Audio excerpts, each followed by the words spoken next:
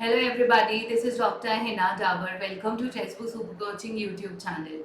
Learners, आप सब लोगों को मालूम है कि रीनेट एग्जामिनेशन हो रहा है और एग्जामिनेशन जो है वो आपके 21 अगस्त से लेके 4 सितंबर के बीच में।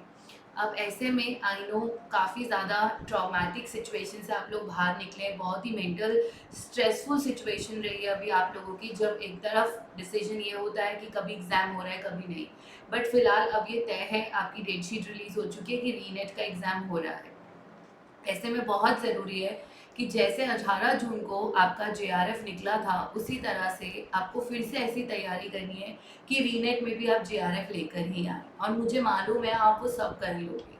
लेकिन एक बार फिर से देखते हैं कि अपनी ऐसी कौन सी स्ट्रैटेजी को हम यूज़ करें जिससे कि कंसेप्ट क्लैरिटी हमारा है लेकिन हम ऐसा रिविजन करें कि जेआरएफ निकल जाए।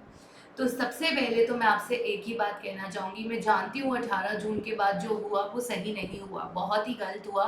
एंड आई टू अग्री कि ऐसी सिचुएशन में मिनिस्ट्री और एनटीए को आगे आकर एटलीस्ट एक बार करेक्ट स्टेटमेंट को जितनी जल्दी होता वो पास करते तो अच्छा रहता, बजाय कि इतना ड्रैग करने के बाद। लेकिन अब इन सब कंट्रोवर्सीज को पीछे छोड़ के हमें आगे बढ़ना है और इतना याद रखना है कि अब 22 अगस्त, 21 अगस्त, 21 अगस्त दूर नहीं है। हार्डली हमारे पास 18 डेज के आसपास रह चुके हैं। अब हम इतनी करीब आके हार नहीं मान सकते और ना ही अपने स्ट्रेस को एक रीज़न बना सकते हैं जो हमसे हमारा जेआरएफ दूर कर दे। यानी we are so close to the victory that we can not even dare to miss this opportunity, because June का जो जेआरएफ अब हमारा अगस्त तक चला गया वो हमको निकाल के ही रहना है। And I am very sure everybody is going to come out with the flying wings in the month of August. जब आप एग्जाम देख कर आएंगे, you all will be flying so high and having the certificate of JRF in your hand, and that is the only wish that I have today for all of you. अब हमें ऐसी कौन सी secret strategies करनी चाहिए जो हमें 100% success देने वाली है, वो ये है कि जितना हो सके आप प्लीज़ रिविजन पर फोकस कीजिए।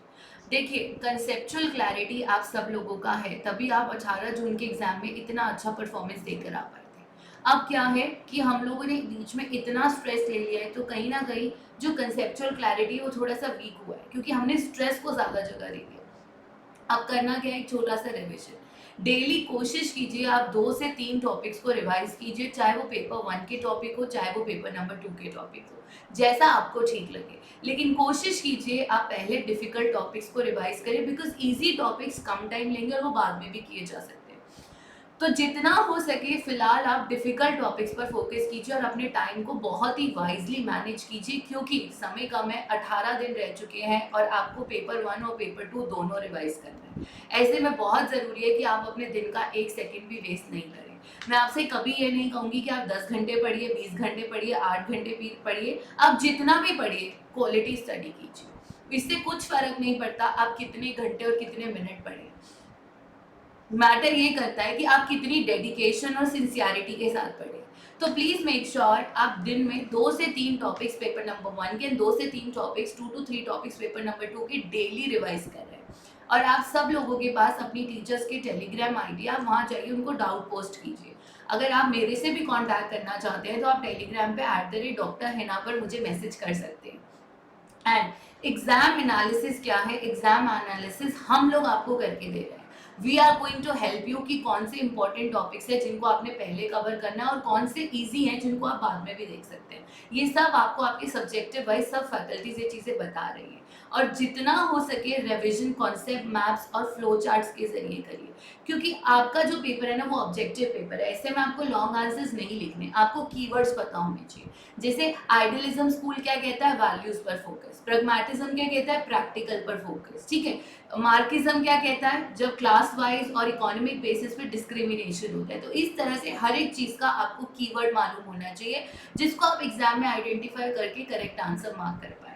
एंड जितना हो सके अपने दिन के जितने घंटे आपके पास है, प्लीज़ ज़्यादा से ज़्यादा समय रिविजन को दीजिए, क्योंकि कॉन्सेप्चुअल क्लैरिटी आप लोगों का है, आपको सिर्फ रिविजन करना है।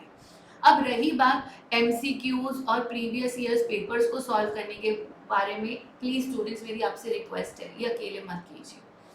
आप लोगों के लिए डेली बेसिस पर फ्री सेशंस लाए जा रहे हैं, आप लोगों के लिए मैराथन्स लाए जा रहे हैं, ये सब कुछ फ्री चल रहा है वाईटी पर। आप प्लीज इनको लाइव अटेंड कीजिए।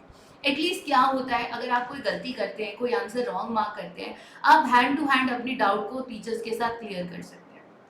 और यहाँ पर आपको एक्चुअल सिनारियो पता लगता है, फ्री क्लास है, पूरे इंडिया से बच्चा जुड़ता है, तो आपको ये मालूम चलता है कि कंपटीशन लेवल क्या होने वाला है। तो एक तरह से ये आपके मोटिवेशन को और ज़्यादा बूस्टअप करता है और आपको ये बताता है कि आप अभी इस समय कहाँ स्टैंड कर रहे हैं। तो आपको अपना वीक एरिया पता लगता है जिसको आप इम्प्रूव कर सकते हैं। और यही सबसे बड़ी अच्छी बात है कि जब भी आपका आंसर गलत हो, आपको खुश होना चाहिए, because prevention is better than cure. अगर आज आपको ये पता लग रहा है ये आंसर मेरा गलत है, यानी आपको ये पता लग चुका है आपकी कमजोरी क्या है। और अगर आपको कमजोरी पता लग गई तो उसको ताकत बनाना तो चुटकी का खेल है एग्जाम के अंदर। तो इसीलिए जब आप हमारे साथ लाइव क्वेश्चंस को अटेम्प्ट करेंगे, आपको वीक एरिया पता लगेगा जिसको आप नेक्स्ट डे रिवाइज कर सकते हैं और एग्जाम में उसी एरिया को अपना स्ट्रॉन्ग एरिया बन जाएगा। तो प्लीज कोशिश कीजिए कि मैराथन हमारे साथ लाइव करें एंड हमेशा पॉजिटिव रहिए। ये मान के चलिए इस बार जेआरएफ आपका है।